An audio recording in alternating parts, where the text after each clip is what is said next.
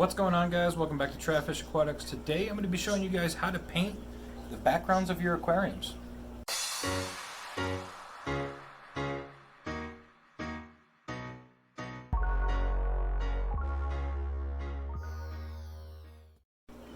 Alright guys, so painting the backgrounds of your aquariums. This one I did black, I did this one today, and I'm going to show you guys how to do it. It's very easy, doesn't require a lot of tools, and it doesn't cost a lot of money. So everything's set up on my kitchen on my table, so let's go out there and I'll show you guys how to do it. Alright guys, so painting the back of an aquarium is pretty easy to do, and it doesn't require a lot of materials, and it's fairly cost effective. It gives you a nice dark color to contrast your fish and your plants and everything like that. So my fish room doesn't have it because the original intention of my fish room was more for breeding and not necessarily for visual views and YouTube and stuff like that, but eventually that's going to change. I am going to paint all of the backgrounds on those aquariums at some point because eventually I want to enclose all of those like I'm going to do with my wife's beta rack here. So at that point, when I go to pull all those tanks out so I can finish the stands, I'm going to paint the back of all of those aquariums black, so that way, you know, everything looks really nice. So the tools that you're going to need to do this are pretty straightforward. You got your tank. This is a 10-gallon aquarium that's going to be going on this beta rack here. You got painter's tape. It doesn't matter what size. This is 1 inch. You can do 3-inch. It doesn't really matter. I'll get to that in a little bit. For me, I'm going to be using regular printer paper, and this is just to act as a shield to cover the sides and front panel so that no paint gets on them. You're going to need a glass cleaner of some kind. These are glass cleaning wipes. You can use Windex or anything like that. And you're going to need a spray paint. I am going to use plastidip. And I prefer plastidip over other paints like acrylic paints. Acrylic paints will work too. You can either spray them on, you can brush them on, you can roll them on, however you want to do it. But plastidip, in my opinion, is better. Only because if you decide that you don't like the black background or blue background or white background or whatever color you choose to go with, it just peels right off, right? So plastidip, put it on, it dries, it's good to go. Yeah, I want to change it up one day, peel it off, put a new color on, nice and easy. Unlike regular paint where you have to sit there with a razor blade and scrape it all off. That's why I chose plastidip. It is a little bit more expensive. I believe this can was about $6, but it doesn't take a whole lot of plastidip to do an aquarium, so 1 or 2 of these cans can probably do 10 to 15 tanks. It really covers quite a lot of space. So basically now what I'm going to do is I'm going to go over how to tape off the aquarium so that you don't get any overspray on any parts of the aquarium that you don't want. And then we're going to take the tank out into my garage. I would normally just do it outside, but it is super windy today. We got wind gusts up around 45 miles an hour. So I'm not going to be doing it outside. I'll take it out to my garage and spray it out there, and then we can come back in and unmask it. And I'll set it in the stand and show you guys what it looks like. Alright, so what do I mean by masking? Masking is when you cover up one side that you don't want your paint being sprayed on, or you don't want overspray or anything like that. So basically you have to figure out what side you want to be the front and back, which with this aquarium it really doesn't matter. I'll just say that this side is the back for right now. So basically what we want to do is we want to mask off this side and this side. Right, so I'm basically just going to take some paper, we're going to stick it on the side here, we are going to tape it on so that none of this side is exposed at all, and then I'm going to do the same back here, and then I'm actually, since I'm going to be laying this down on the face of the aquarium, you're not going to get any spray paint on the front because it's laying down. I am, however, going to mask off the top of the aquarium because I don't want any of this paint going into the aquarium and sticking on the glass anywhere in here. So I'm going to go ahead and we're going to do a little bit of a time lapse of me masking this off, and then I'm going to take it out to the garage and show you guys how to paint it.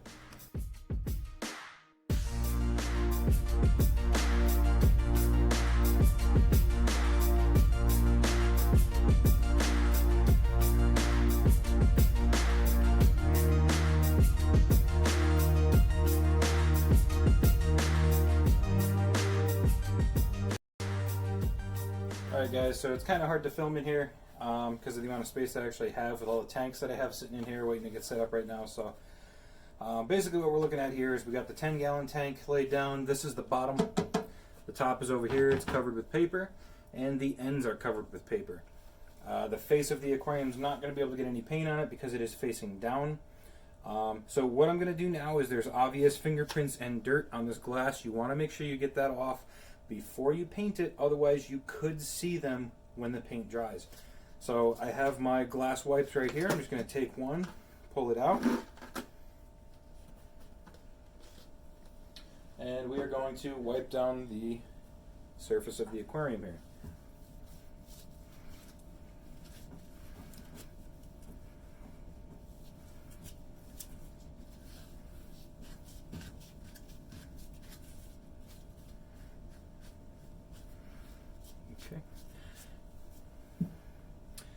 Now I obviously have a mark that I must have touched the inside of the glass. So I'm just going to let that dry for a second.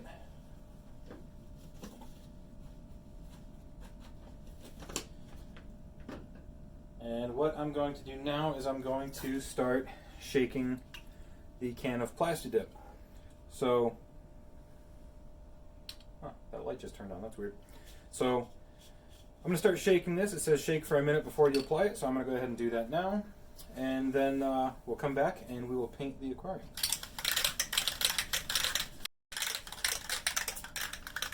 Alright, so I kind of skipped through that a little bit of me shaking that just because there's no point in me filming it.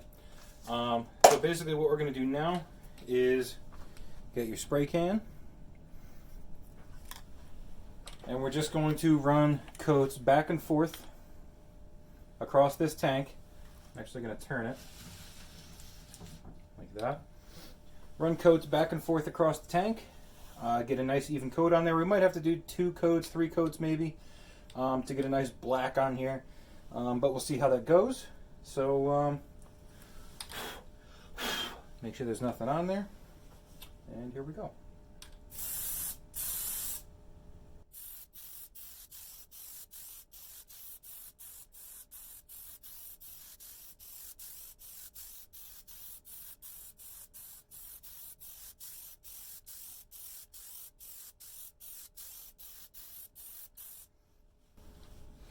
So you'll probably notice while I'm painting, and it's just standard procedure when you're painting anything, you always want to start the stream before your starting surface and end it after your ending surface. So basically by doing that, you're going to eliminate a lot of the orange peel effect and uneven coats. So it doesn't take very long for it to start drying. So I'm going to go ahead and wait a little bit, and then we're going to add a second coat to it. It's got a nice even first coat on there now. It almost looks like tinted glass. So I'm going to wait a couple minutes. We'll come back and we'll put a second coat on it. Alright guys, so I'm back out. I waited about 10 minutes for the first coat to dry. It's about half dry and the other half is tacky. I can tell just by looking at it because it looks dry and wet. So I'm not going to touch it to try and get any fingerprints or anything on it. But what I'm going to do is I'm going to put a second coat on there. This first coat dried pretty dark. And I think it's actually thick enough just to leave it, but I'm going to put a second coat on just to be sure. So I'll do a quick second coat, and then we'll go inside, we'll unmask it, and I'll show you guys what it looks like. So overall, a pretty easy project. So here goes the second coat. Oh, uh-oh.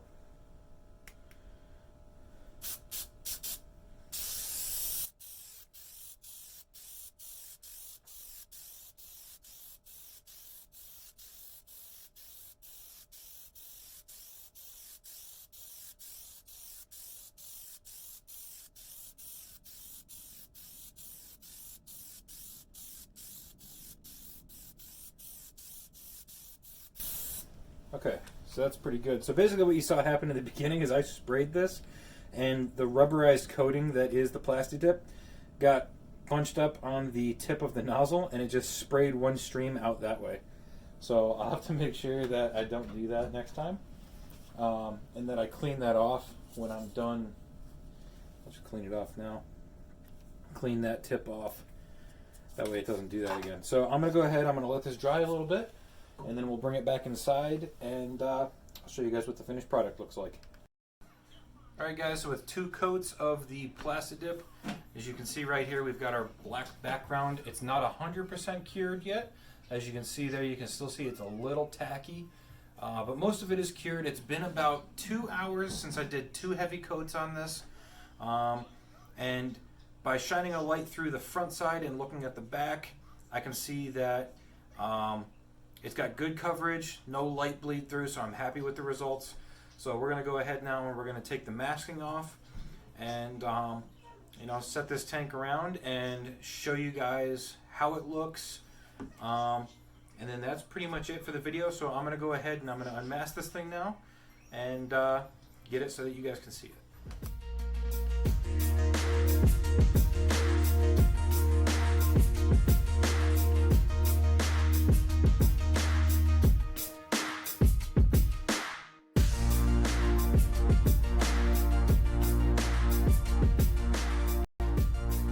Alright guys, so as you can see, the background is complete on this aquarium, and that deep dark black color is going to really make any light colored fish really stand out and really pop in that aquarium, as well as the greens from your plants.